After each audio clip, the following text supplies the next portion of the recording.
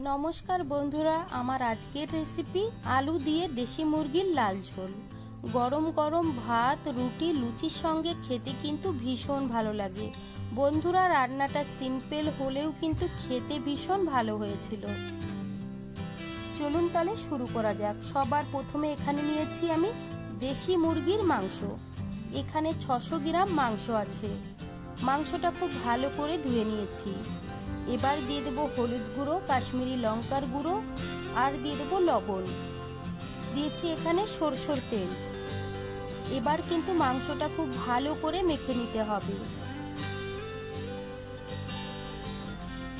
খুব ভালো করে মেখে নিয়েছি। এবার আমি ঢেকে রাখবো 20 মিনিটের জন্য।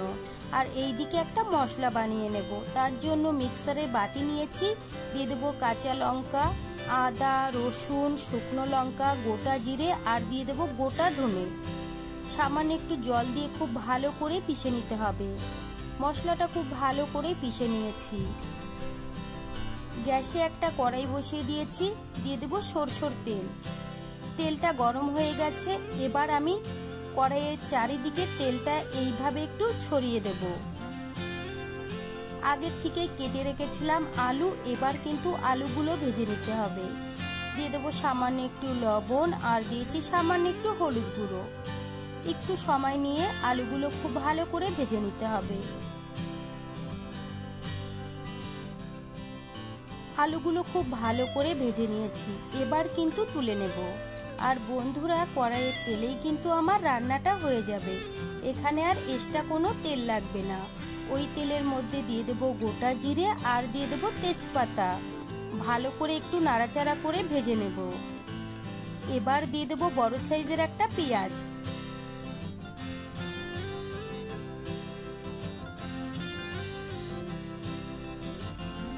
পেঁয়াজটা খুব ভালো করে নাড়াচাড়া করে ভেজে নিয়েছি। এবার আমি বেটে রাখা মশলাটা দিয়ে দেব। তার সঙ্গে দিয়ে দেবো একটু জল। এবার কিন্তু নাড়াচাড়া করে খুব ভালো করে কষিয়ে নিতে হবে, যতক্ষণ না মশলা থেকে তেল না ছেড়ে দেয়।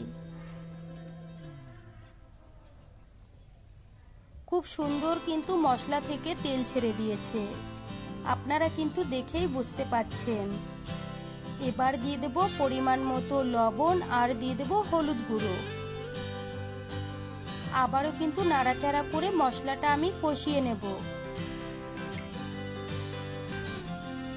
মশলাটা খুব ভালো করে কষিয়ে নিয়েছি। আর মশলা থেকে খুব ভালোভাবে তেলও ছেড়ে দিয়েছে। এবার কিন্তু মেখে রাখা মাংসটা দিয়ে দেব। মাংসটা দিয়ে নাড়াচাড়া করে কষিয়ে নিতে হবে। 2 থেকে 3 মিনিট সময় ধরে নাড়াচাড়া করে কষিয়ে নিয়েছি। এবার কিন্তু কম গ্যাসে ঢেকে রাখবো 5 থেকে 7 মিনিটের জন্য। 7 মিনিট পরে আমি ঢাকনাটা তুলে নিলাম। আবারও কিন্তু নাড়াচাড়া করে নিতে হবে। এবার আমি কেটে রাখা টমেটো দিয়ে দেব। বন্ধুরা, টমেটো দিয়ে আবারও কিন্তু নাড়াচাড়া করে কম গ্যাসে ঢেকে রাখবো 5 থেকে 7 মিনিটের জন্য। 7 মিনিট পরে আমি ঢাকনাটা তুলে নিয়ে আবারও কিন্তু নাড়াচাড়া করে কষিয়ে নিয়েছি। দেখুন বন্ধুরা, মাংস থেকে কিন্তু সুন্দরভাবে তেলও ছেড়ে দিয়েছে। এবার আমি ভেজে রাখা আলুগুলো দিয়ে দেব। আলুটা দিয়ে 5 থেকে 7 মিনিট সময় ধরে নাড়াচাড়া করে কষিয়ে নিয়েছি।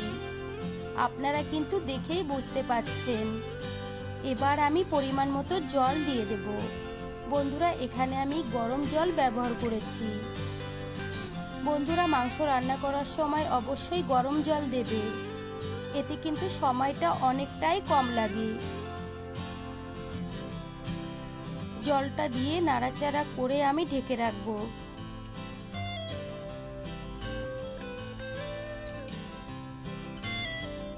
এবার আমি ঢাকনাটা তুলে নিলাম। ঢাকনাটা তুলে আবার একটু নাড়াচাড়া করে নিয়েছি। এবার দিয়ে দেবো বেটে রাখা গরম মশলা।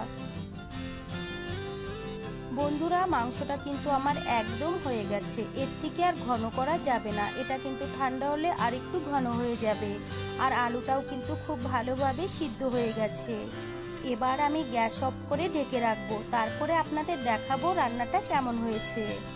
ঢাকনাটা তুলে নিয়েছি। দেখুন বন্ধুরা, দেখতে কতটা সুন্দর হয়েছে, আর সুন্দর একটা লাল লাল কালারও কিন্তু এসেছে। গরম গরম ভাত, রুটি, লুচির সঙ্গে খেতে কিন্তু ভীষণ ভালো লাগবে। তো বন্ধুরা, আমার রেসিপি কেমন লেগেছে কমেন্ট করে জানাবেন। ভালো লাগলে প্লিজ আমাকে সাপোর্ট করবেন। বাড়িতে বানালে কমেন্টে জানাতে ভুলবেন না খেয়ে আপনাদের কেমন লেগেছে। চলুন তাহলে ভিডিওটি আমি এখানেই শেষ